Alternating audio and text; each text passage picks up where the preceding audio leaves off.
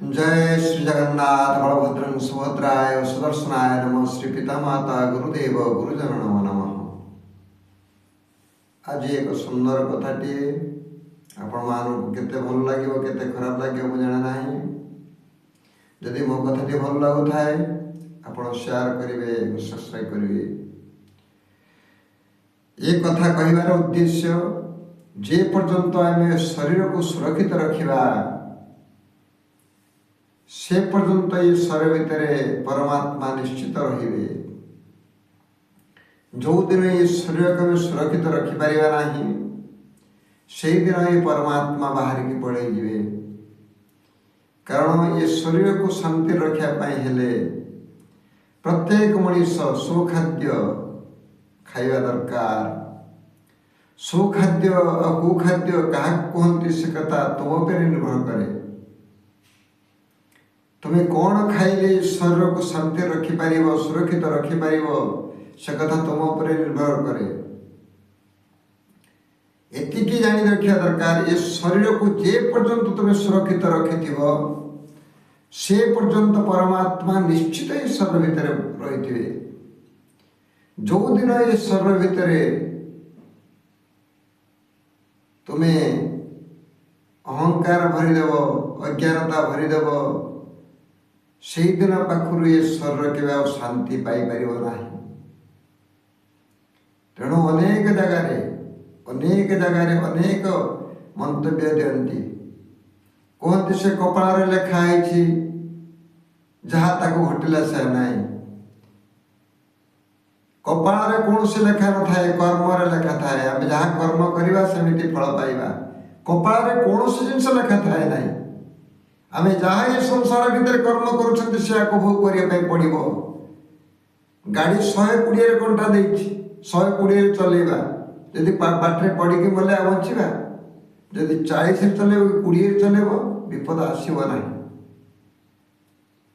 जड़े गाड़ी ड्राइविंग करुँच मद्यपान करे से कौटी कुटी दिए कौट बजे दिए आउ 5 जन को मारिदेव।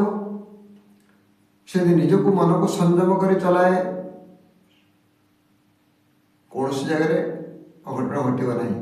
ये कथा कहीं कहली ना निज को पचार। आम जिते बड़े जो कौन सी कर्म करुँज्ञानता हिसाब से कर्म कले कौन मिलूँ तुम्हें निजक निजे पचार। एक समझते प्रत्येक मनीष जानी शुणिला से पुणी कौच कौन कपाल लेखाई। कपाल कौन लेखा अच्छी ना कर्म लेखा अच्छी से कथा चिंता कर। अनेक मुनि ऋषि मैंने कही कपाल लेखन के करवा ना। कपाल लेखा तुम 120 गाड़ी चलेब। कपाल समस्त लेखा प्रत्येक घर 4 चकिया गाड़ी करेंगे, 2 चकिया गाड़ी करेंगे। कपाल लेखा था सब कर्म लेखा था। तुम्हें जमी कर्म कर सेमती फल पाइब। तेणु कर्म ही भगवान। कपाल किसी लेखा न थाए। कपाल किसी लेखा न थाए। आम जमी कर्म करवा सेमती फल पाइबा। आमको ज्वर ही औषध खाइबा पड़ो।